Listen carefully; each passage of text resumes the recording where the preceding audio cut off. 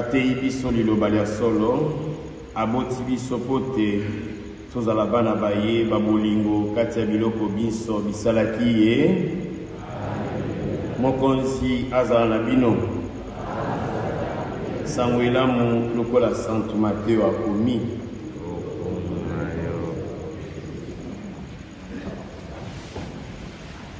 Tango Yesu akomi na ngambo omokili mwa bagadarenie babali babale baye kokutana na ye bazali na zabolo onzoto mpe bawuti yo malita bazali kobangisa bato mingi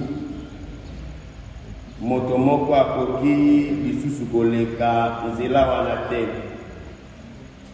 bango wana babandi koganga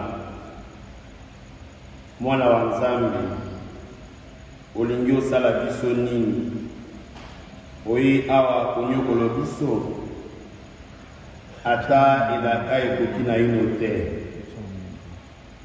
etonga enene ya ngulu ezali kolia wana mosika te. Yesu alobi na bango bokende babimi bakei koingela ongulu tala boye etonga mobimba ya ngulu epilingami ongomba ekwei ongu ekufi na mayi bakengeli bakimi bakei omboka koyebisa bato mambima na manso na mpe likambo ya bato babiki na zabolo bato banso mboka mobimba baye kokutana na Yesu esika bamoni ye babondeli ete alongwa na mokili mwa bango. Lokumu na yo, il est vivant, il est ressuscité. Nani wana tobeteli ye na moko makasi.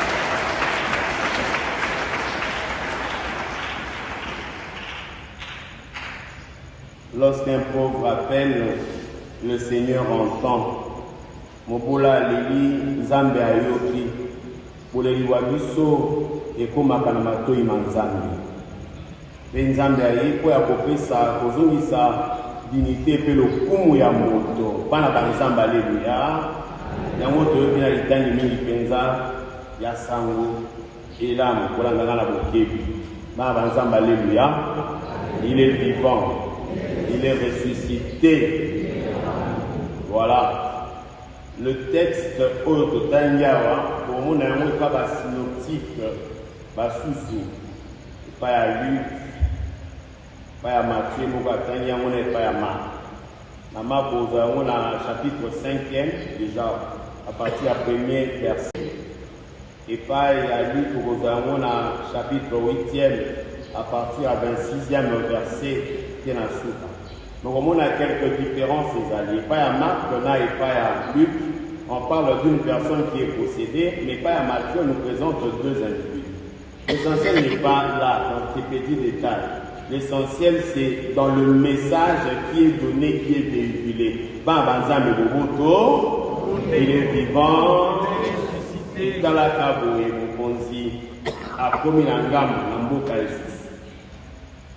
Kokitanaye na boîte.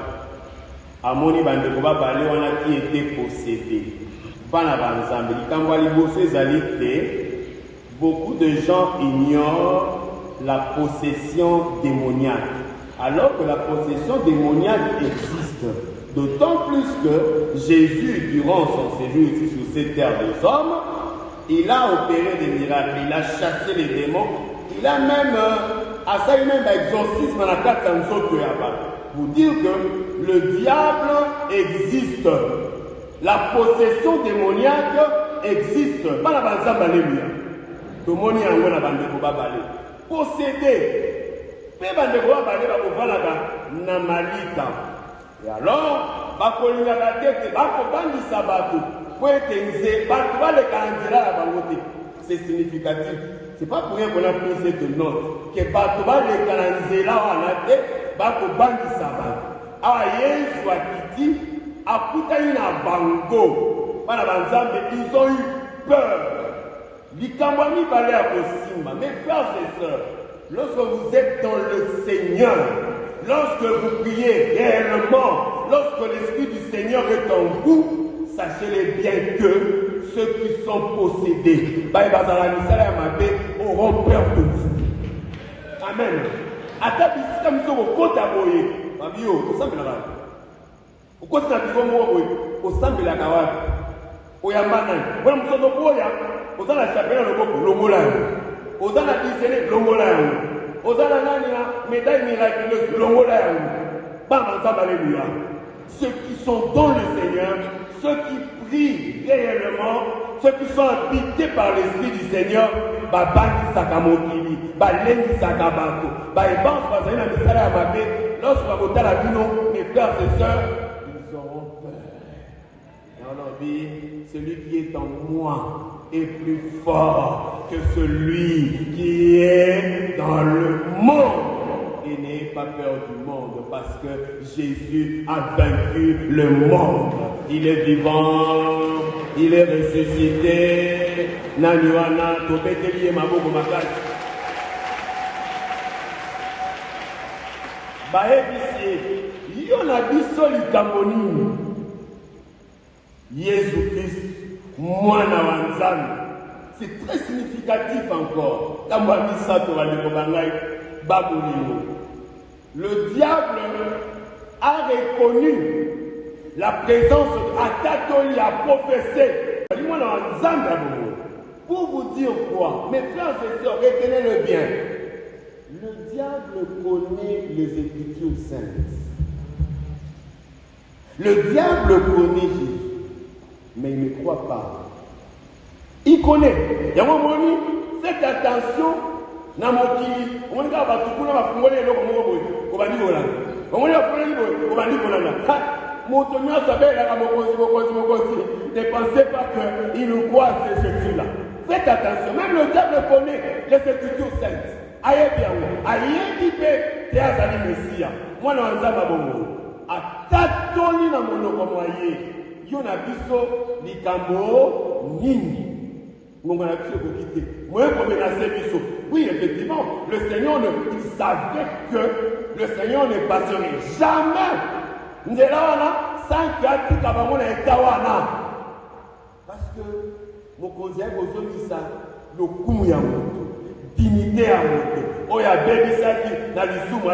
Ils sont possédés. Et Jésus, mon salaire est allé pour kangola bato, kopesa bato momoy, kolongola bato na libunga, kolongola bato na misala molili, kopesa bango momoy parce que yemoko azali mwinda.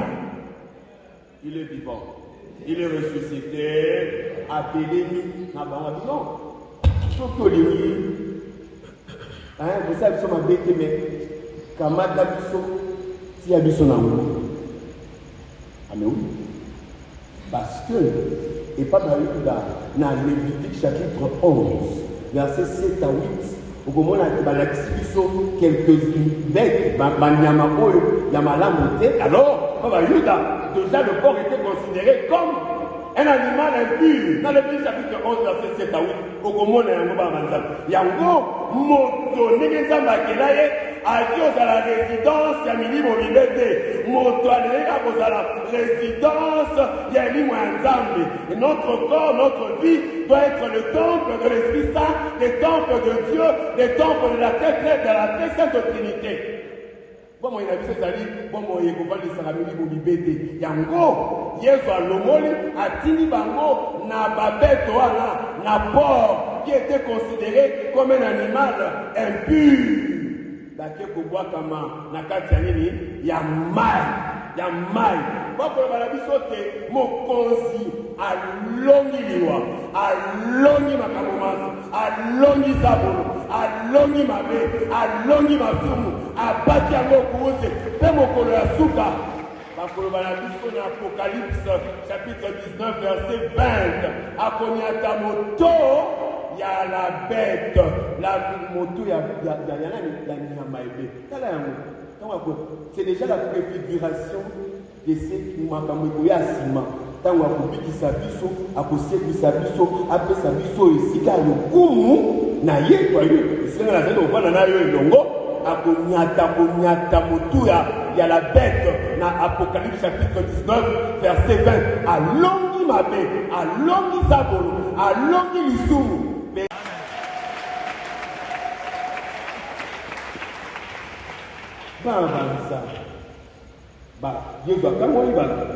C'était une grande joie.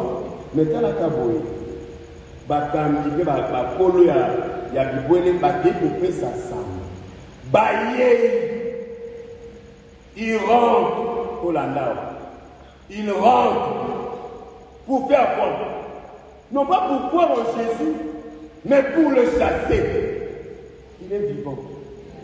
La lumière est venue dans le monde, les mondes arrivent à préférer le ténèbre. Jean chapitre 3, verset 19. Jean chapitre 1, verset 10.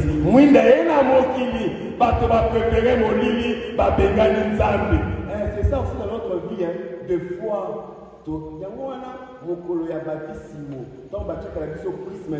Nous sommes configurés au Christ qui est prophète, qui est roi et qui est qui? Et comme prophète, notre rôle c'est de faire quoi? C'est de dénoncer au mal, c'est de dénoncer le mal, c'est d'annoncer la bonne nouvelle. Mais les gens n'ont pas dénoncé le mal, les gens n'ont pas voulu renoncer au mal, les gens ont voulu chasser la lumière qui est Jésus-Christ. Et je vous demande dans la vie, acceptez Jésus dans votre vie comme Seigneur et Sauveur et vous serez sauvés. Comme il a sauvé ce peuple. Il va posséder. Donnez-vous à Jésus. Vous m'y faites ça.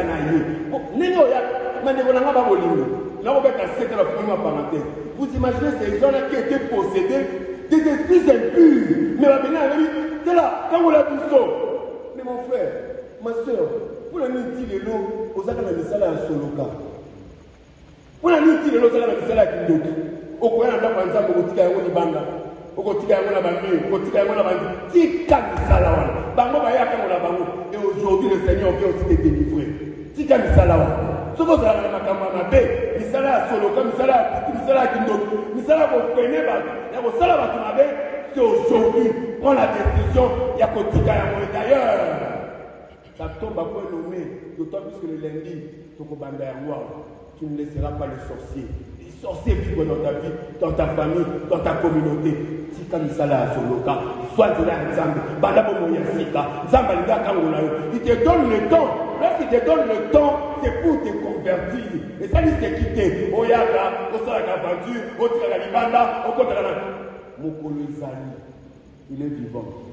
Il est ressuscité. Nanywana, Maboko Malamba, et pour finir, mes frères et sœurs, lorsqu'un pauvre appelle, le Seigneur entend. Nous avons retrouvé il y a moi, Moké, moi, Agar, Moké Ismaël, Ayoki, vous le voyez, mes frères et sœurs, tous ceux qui invoquent le nom du Seigneur, pensez à lui. Pensez à lui. Celui qui invoque le nom du Seigneur sera comment? Sera sauvé.